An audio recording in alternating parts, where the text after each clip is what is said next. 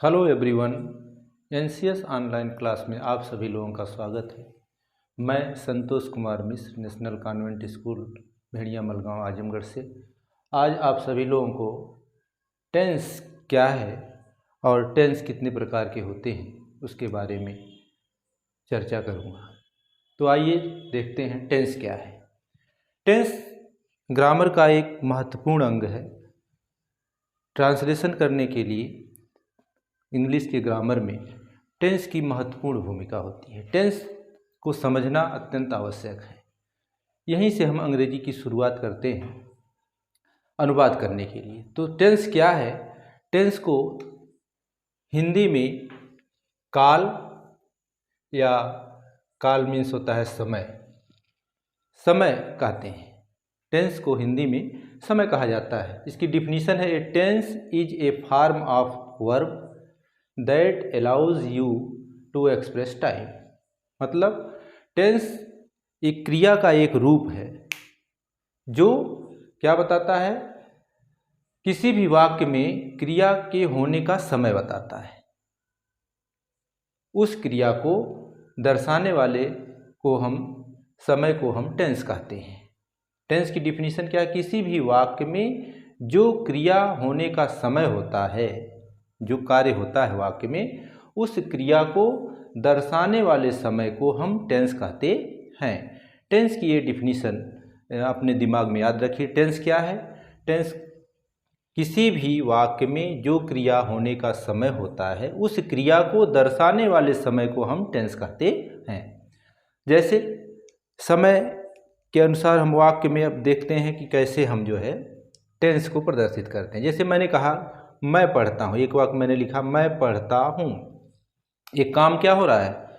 मैं पढ़ता हूँ, मतलब इस समय मैं पढ़ने वाला काम कर रहा हूँ। तो ये काम क्या हो रहा है? इस समय वर्तमान में है, मैं पढ़ाई का काम करता हूँ।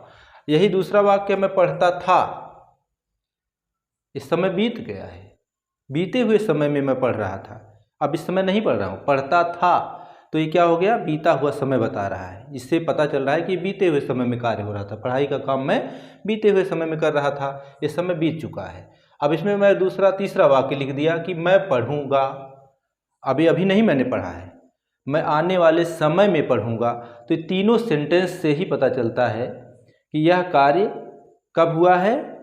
मौजूदा समय में हुआ, और यह पहले समय में हो चुका है, और ये आने वाले समय में होगा। और इन्हीं वाक्य के आधार पर टेंस को 3 वर्गों में विभाजित किया जा सकता है। Kinds of tense. टेंस कितने प्रकार के होते हैं? टेंस मुख्यतः 3 प्रकार के होते हैं, प्रेजेंट टेंस, पास्ट टेंस और फ्यूचर टेंस। प्रेजेंट टेंस को हिंदी में कहते हैं वर्तमान काल, पास्ट टेंस को कहते हैं भूतकाल, और फ्यूचर टेंस को कहते हैं भविष्यत काल। प्रेजेंट टेंस क्या है? प्रेजेंट माने मौजूद, वर्तमान। वाक्य में अक्सर ऐसा आ जाता है जैसे वह किताब पढ़ता है, मैं एक अध्यापक हूँ, है, हूँ, हो, ऐसा अगर आ रहा है तो क्या हो जाता है?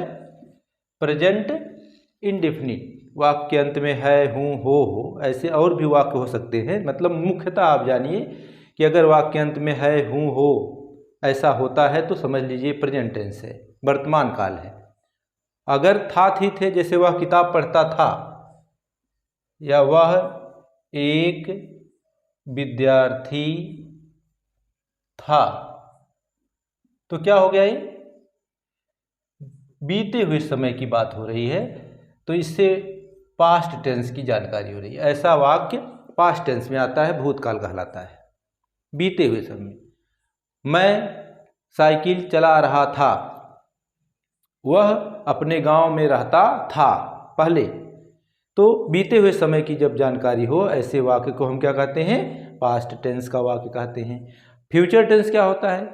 आने वाले समय में कोई कार्य हो, जैसे वह स्कूल जाएगा, अभी गया नहीं है, जाएगा, आने वाले समय में कोई कार्य हो, तो ऐसे सेंटेंस को मैं किताब पढ़ाऊंगा, तुम अनुवाद लिखोगे, तो ये सब ऐसे वाक्य जो आने वाले समय की जानकारी देते हों तो उन्हें हम कहते हैं फ्यूचर टेंस। तो टेंस कितने प्रकार के हो गए? 3। एक हो गया प्रेजेंट टेंस, दूसरा पास्ट टेंस, तीसरा फ्यूचर टेंस। तो इसको याद भी रखेंगे आप लोग। हर टेंस के कितने कितने रूप हो सकते हैं आगे हम देखते हैं, तो इसको नोट भी कर सकते हैं आप सभी लोग। तो हमने देखा कि टेंस क्या है, कितने प्रकार के होते हैं। अब आगे देखते हैं कि प्रत्येक टेंस के कितने रूप हो सकते हैं। पहला मैंने लिखा प्रेजेंट टेंस, प्रेजेंट टेंस, और दूसरा मैंने लिखा पास्ट टेंस, और तीसरा मैंने लिखा फ्यूचर टेंस। यह प्रेजेंट टेंस कितने प्रकार के होते हैं भाई? 4 भागों में बांटा गया है। इसी तरह से पास्ट टेंस के भी 4 पार्ट हैं और फ्यूचर टेंस के भी 4 पार्ट होते हैं। प्रेजेंट टेंस को हम कहते हैं वर्तमान काल, वर्तमान काल, वर्तमान काल। इसको कहते हैं हम भूतकाल, बीता हुआ समय जो बताए। और फ्यूचर टेंस को कहते हैं भविष्यत काल। तो टेंस के 4 रूप होते हैं। प्रेजेंट टेंस के भी 4। पहला होता है इनडिफिनिट, इनडिफिनिट टेंस, इनडिफिनिट अनिश्चित।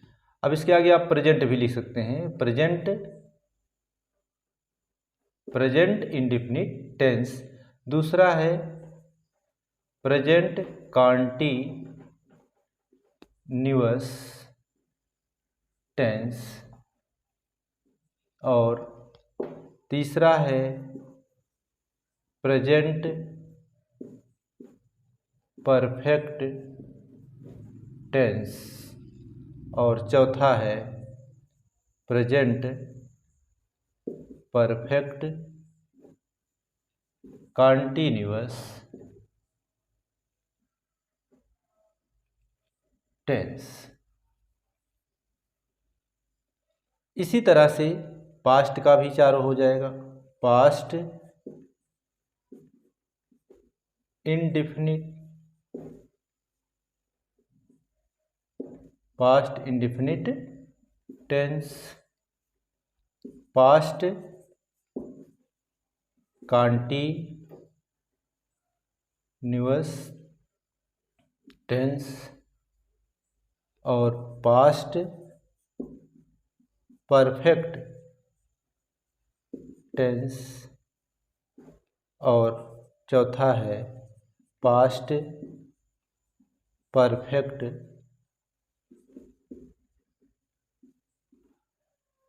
Continuous tense. और इसी तरह से फ्यूचर का भी इंडिफिनिट, फ्यूचर इंडिफिनिट टेंस। दूसरा है future continuous tense, future perfect tense, और चौथा है फ्यूचर परफेक्ट कॉन्टिन्यूअस